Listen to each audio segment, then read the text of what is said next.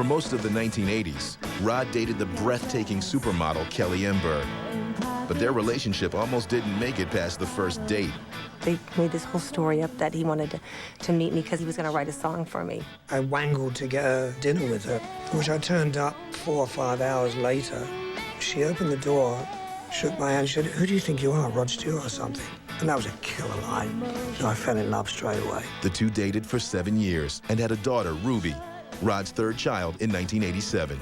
Miss Ruby Stewart. In 2004, she even joined her famous father on stage to sing nightly on his world tour. It's great, I love it. Especially being with my dad on tour, it makes it like 10 times as easier. It wasn't that easy for Rod and Kelly, who went their separate ways at the end of the decade. As the 90s began, he found new love with the woman of anyone's dreams, Sports Illustrated swimsuit model Rachel Hunter, whom he dated and quickly married at the end of 1990.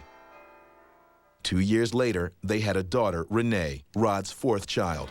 Rod was madly in love and showed it at the MTV Unplugged concert he played with his old friend Ron Wood in 1993. Here's a lovely song. I want to dedicate this one to my wife.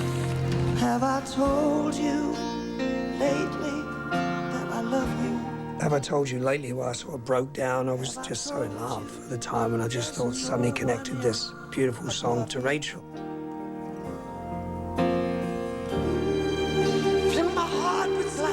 It was heart-wrenching when he sang that. I was shocked at how much he actually broke down over that and how much it actually affected him. Yeah, he was full of emotion, shed a tear or two. You fill my heart with gladness, take away all my sadness. He's a very emotional man. At that moment, it was a happy situation, but a very touching one. What you do.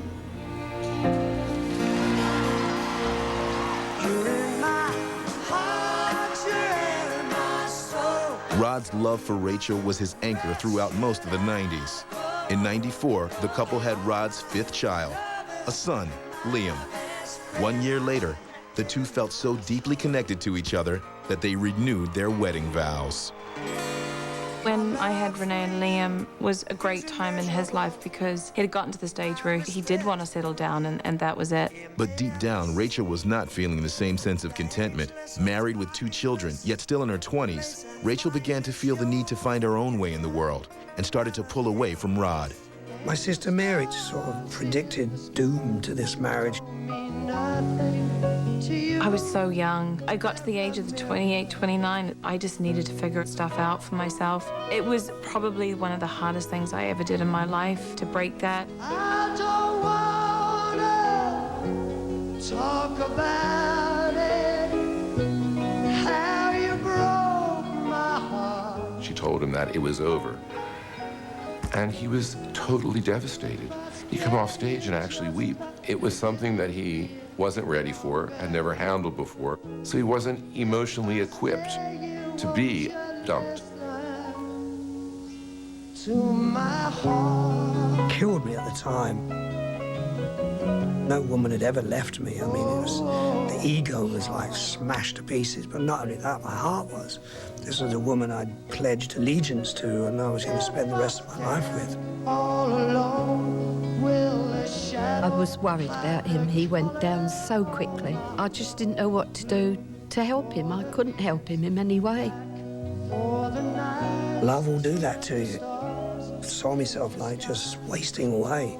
Didn't sleep, all sorts of things. There's nothing more crushing and more hurtful to have someone that you really love and care about feel that way, because the last thing you want to make someone feel is pain. Talk about it, how you broke my heart. Extraordinary what heartbreak will do to you. Despite being heartbroken, Rachel and Rod remained close friends, and Rod found the inner strength to eventually move on. And true to form, he began seeing Penny Lancaster, a British photographer and model. As much of a star as he is, and all the adulation that he gets, is human. With a new love in his life, Rod began recording the album entitled Human.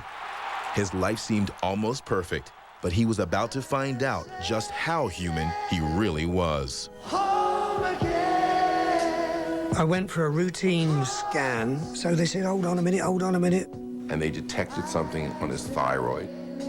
He had cancer. It's one of those dreaded C words that you never want to hear. I'm fit, it's Rod Stewart, it doesn't happen to me. Sure enough, it did. I was really lucky. But they slipped me from ear to there, I mean, all the way through the neck, so of course that destroyed my voice. It was scary. I didn't think it was going to come back at one point. His voice is his life. This is something I love doing. Where he is happiest, where he communicates, where he shares, where he gives loads of love. To take that away from me. What if it doesn't come back? I thought, what the bloody hell am I going to do? That real lost boy kind of sound in his voice, he was just like, if I can't sing, what do I have in life?